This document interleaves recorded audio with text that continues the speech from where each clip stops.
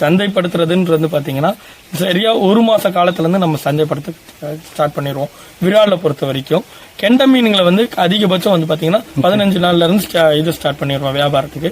அவங்க எக்ஸ்பீரியன்ஸை பொறுத்தும் இல்ல அவங்களோட குட்டைகளை பொறுத்தும் அவங்களோட பட்ஜெட்டை பொறுத்தும் அவங்க தேர்ந்தெடுக்கிற சைஸை பொறுத்தும் நம்ம கொடுத்துட்டு. மீன் குஞ்சுகளை பொறுத்த வரைக்கும் நீங்க என்ன விலைன்னு கொடுத்துட்டு இருக்கீங்க? அதாவது வந்து பாத்தீங்கன்னா நல்லா எனக்கு வளர்த்துறதுக்கு வந்து நல்ல அனுபவம் இருக்குன்றவங்களுக்கு வந்து பாத்தீங்கன்னா ஸ்பான் குஞ்சுன்னு, அதாவது ஒரு நாள் குஞ்சு.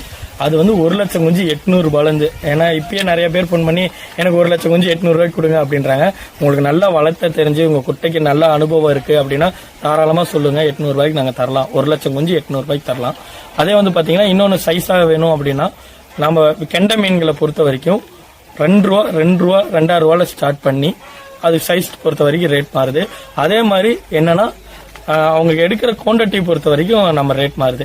மற்ற மீன் பண்ணிக்கு நம்ம மீன் பண்ணிக்கு என்ன ஒரு டிஃபரெண்ட் பாத்தீங்கன்னா நாம வந்து வெறும் 5 மீன்ல இருந்து கூட நம்ம சேல்ஸ் பண்ணிட்டு இருக்கோம். அவங்க நேர்ல கஸ்டமர் நேர்ல வந்துட்டாங்கன்னா 5 மீன் 10 மீன் அவங்களுக்கு இடத்துக்கு எவ்வளவு தேவையோ அதுக்கு தகுந்த மாதிரி வாங்கிட்டு போயிட்டோம். இல்ல எனக்கு டெல்லி நான் ரொம்ப ஊர்ல இருக்கேன் தூரமா இருக்கேன் எனக்கு டெலிவரி வேணும்னா குறைஞ்சபட்சம் ஒரு 100 மீனாவது எடுத்தாங்கன்னா பேருந்து மூலமா நாங்க டெலிவரி பண்ணி கொடுத்துறோம் அந்த மீன்ல.